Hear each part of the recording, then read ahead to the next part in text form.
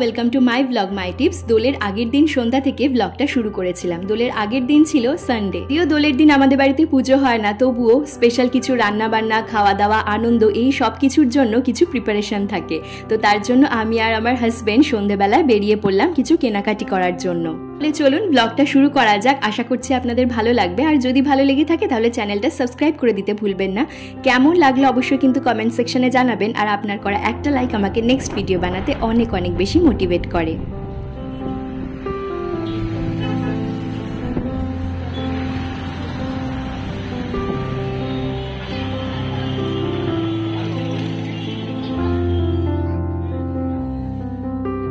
আমরা এসেছিলাম বেলঘরিয়াতে, আর বেলঘরিয়াতে এলে বাজার কলকাতাতে ঢুকে বৃষ্টির জন্য একটা ছোটোখাটো কিছু না কিনলে ঠিক মনটা ভরে না।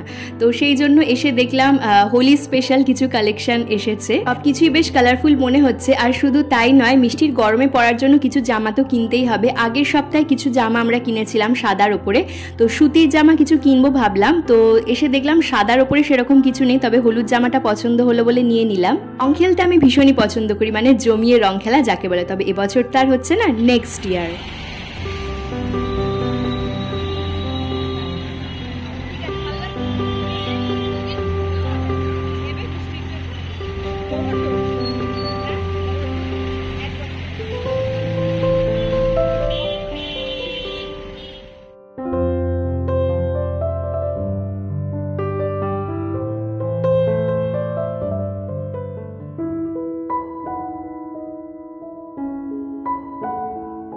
এখন প্রায় বাজছে সকাল 7টা সাড়ে 7টার মতন। মিষ্টি এখনও ঘুমোচ্ছে। মিষ্টি উঠতে উঠতে 8:30 মতন বাজবে।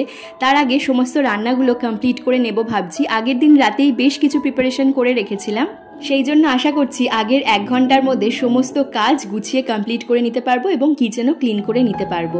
আর তারপরে মিষ্টির ব্রেকফাস্ট রেডি করা, স্নান করা, এই সমস্ত কাজ তো রয়েইছে। চলুন ব্লগটা এগিয়ে নিয়ে যাওয়া যাক। আশা করছি আপনাদের ভালো লাগছে।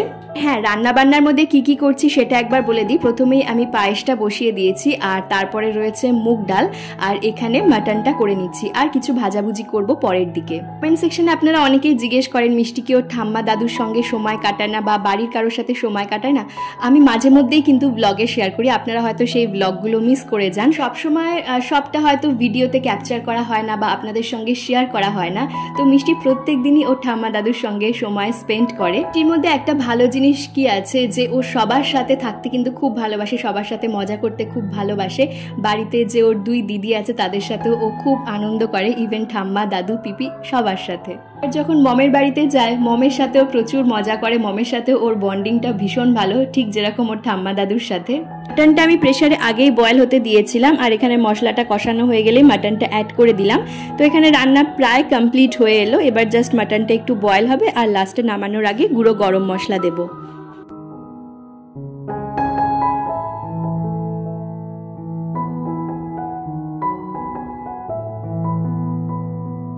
আগের ব্লগে আপনাদের সঙ্গে শেয়ার করেছি যে আমি দই বড়া বানিয়ে রেখেছিলাম এবং সেটা রেফ্রিজারেট করে রেখেছিলাম। তো একদিনে বানিয়ে সমস্ত কিছু প্রসেসিংয়ের মধ্যে দিয়ে যাওয়াটা হয়তো পসিবল হতো না, সেজন্য আগের দিনে আমি বানিয়ে রেখেছিলাম। আর দই বড়া খাওয়ার আগে তো মৌরি হিং জলে ভেজাতে হয়, তো সেই জন্য সফট হয়ে যাবে। এবার আমি আগেও অনেকবার বাড়িতে বানিয়েছি, আর খেতে খুবই ভালো লাগে, স্পেশালি এই গরমকালটায়। এখানে এই যে কিছুটা পরিমাণ আমি বাইরে রেখে দিচ্ছি এখন খাওয়ার জন্য, আর কিছুটা এই টিফিন কারির মধ্যে ভরে আমি ফ্রিজে রেখে দেবো। আপনাদের মধ্যে দই বড়া খেতে কে কে ভালোবাসেন ডেফিনেটলি কিন্তু কমেন্ট করে জানাবেন। আমাদের বাড়িতে তো দই বড়া সবাই খেতে ভীষণ পছন্দ করে, আর মমও ভীষণ পছন্দ করে। যাই হোক, ভিডিওর মাঝখানে একটা ছোট্ট ভিডিও ক্লিপস, এটা আপনাদের সঙ্গে আগের দিনের থেকে আমি শেয়ার করলাম।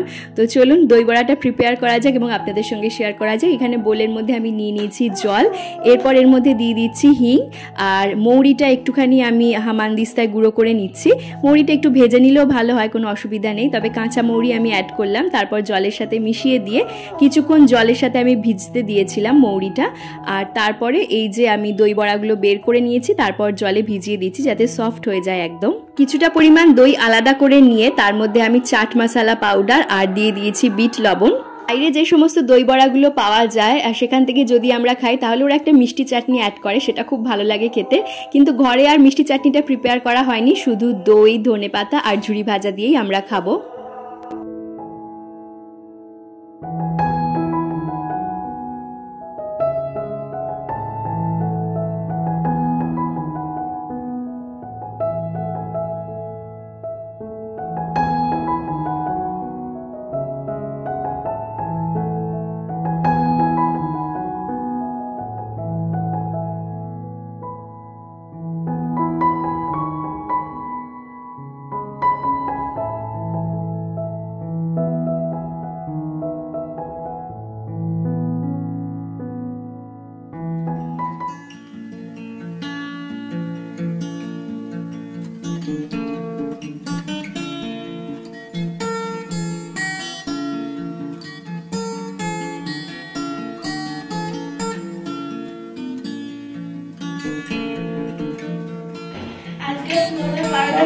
তো মিষ্টি মাখছে হিমালয়ার পাউডার।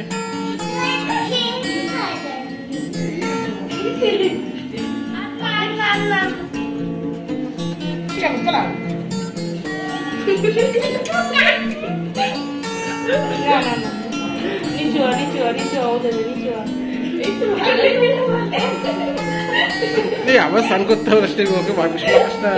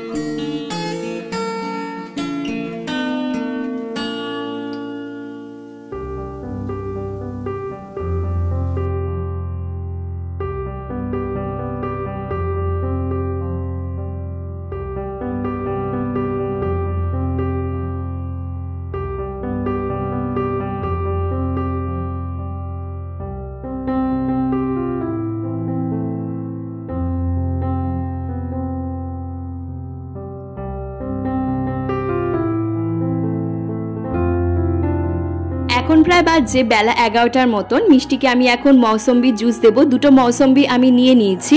সাধারণত টক জাতীয় যে সমস্ত ফল যেরকম কমলা লেবু থেকে শুরু করে মৌসম্বি এই ধরনের জুসগুলো খেতে খুব ভালোবাসে। ওদের দুধের মুখ তো, সেই জন্য টক জাতীয় জিনিসটা বেশি পছন্দ করে। মিষ্টিকে সাধারণত এই 3 রকমের জুসই আমি দিয়ে থাকি, যেরকম কমলা লেবু, মৌসম্বি আর বেদানা।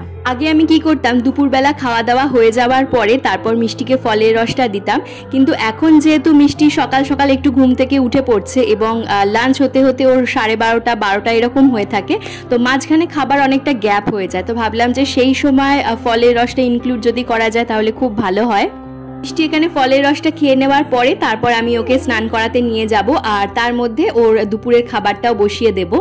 নিজের হাতেও কমলা লেবু, মৌসম্বি খুব সুন্দরভাবে খেতে পারে। তার কারণ হচ্ছে আমাদের বাড়িতে মন্দিরে যেহেতু প্রত্যেকদিন ফল প্রসাদ দিয়ে পুজো দেওয়া হয়, তো তার মধ্যে থেকেও মিষ্টিকে দেওয়া হয়। তো সেখান থেকেই মিষ্টির আস্তে আস্তে নিজের হাতে করে ফল খেতে শিখে যাওয়া। এখানে আমি মিষ্টির দুপুরের খাবার আজকে তৈরি করছি। গরমকাল তো পড়েই গেল, তো গরমের জন্য উপযুক্ত এরকম কিছু খাবার দাবার আমাদের এখন দিতে হবে।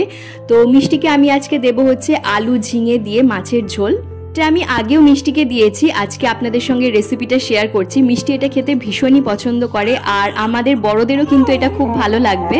এটা তৈরি হয়ে যাওয়ার পরে আমি একবার নিজে টেস্ট করে দেখেছিলাম, সত্যি ভীষণ সুন্দর লাগে খেতে। তো চলুন আপনাদের সঙ্গে রেসিপিটা শেয়ার করা যাক। তো আমি এখানে মাছগুলো ভেজে নিচ্ছি।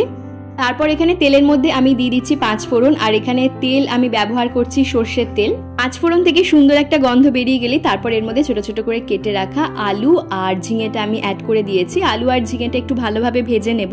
তারপর এর মধ্যে পরপর আরও কয়েকটি ইনগ্রেডিয়েন্টস অ্যাড করব, যেরকম হচ্ছে লবণ, আর দেব হচ্ছে জিরে গুঁড়ো। আজকে যখন আমি ভয়েস ওভার করছি ভিডিওর মাঝখান থেকেই মিষ্টি আমার সাথে রয়েছে, তাই মাঝে মধ্যে হয়তো আমার ভয়েসের সাথে সাথে মিষ্টির ভয়েসটাও শুনতে পাবেন।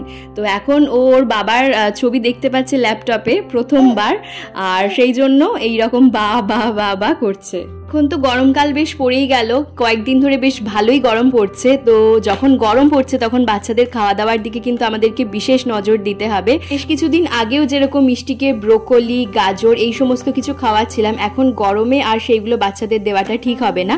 তো এখন হালকা ধরনের যে সবজিগুলো রয়েছে, যেরকম ঝিঙে, লাউ, ঢ্যাঁড়স, এই ধরনের খাবারগুলো আমাদের দিতে হবে।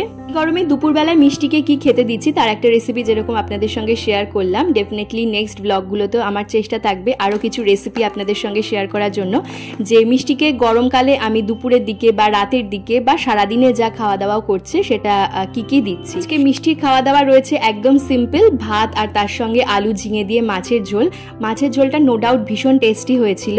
মশলার মধ্যে আমি কি অ্যাড করেছি সেটা তো দেখালামই, যেরকম 5 ফোড়ন, তার সঙ্গে হচ্ছে জিরে গুঁড়ো আর দিয়েছি সামান্য পরিমাণে একটু গোলমরিচ গুঁড়ো।